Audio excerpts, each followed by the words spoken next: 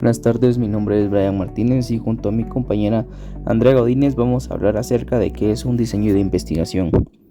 Una vez hemos finalizado el planteamiento del problema y hayamos definido el alcance inicial de la investigación y además se hayan formulado las hipótesis o no, esto dependiendo de la naturaleza del estudio, nosotros como investigadores debemos buscar la manera práctica y concreta de contestar las preguntas de investigación, además de cumplir con los objetivos fijados. Esto implica seleccionar o desarrollar uno o más diseños de investigación y aplicarlos al contexto de nuestro estudio. El término diseño se refiere al plan o estrategia concebida para obtener la información que se desea con el fin de responder al planteamiento del problema. En la investigación cuantitativa es posible encontrar diferentes clasificaciones de los diseños, los cuales serían investigación experimental e investigación no experimental. La investigación experimental puede dividirse de acuerdo con las clásicas categorías de Campbell y Stanley en preexperimentos, experimentos puros y cuasi experimentos. La investigación no experimental la subdividimos en diseños transversales y diseños longitudinales.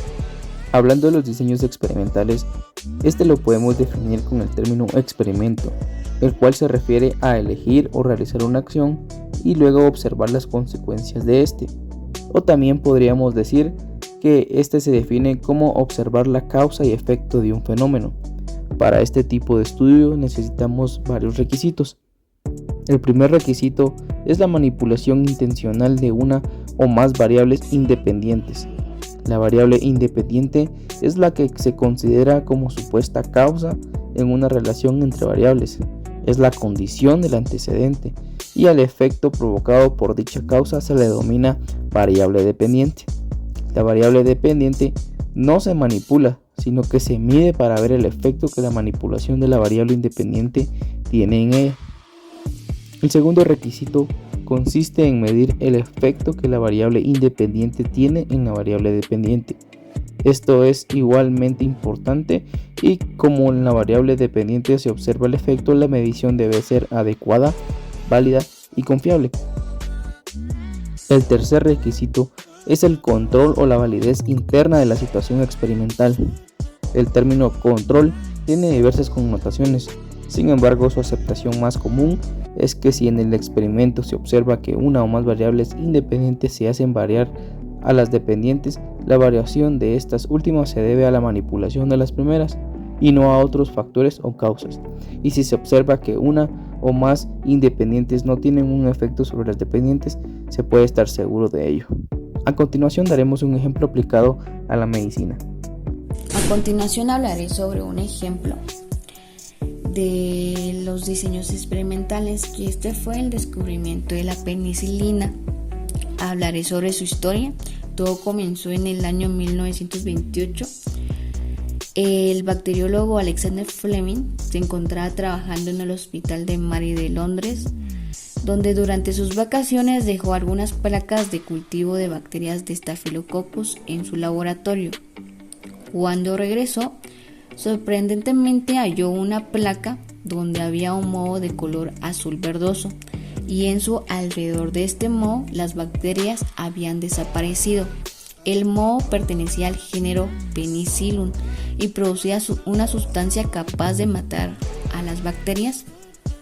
Fleming realizó varios experimentos y comprobó que la penicilina podía destruir muchas bacterias dañinas sin afectar a las células humanas, en donde también realizó otros experimentos con otros microorganismos poniendo el hongo de la penicilina en otras placas y les añadía microorganismos como era la difteria, el microorganismo de la fiebre tifoidea y el estafilococcus, pero sin embargo había un problema: la penicilina era inestable y difícil de producir en grandes cantidades.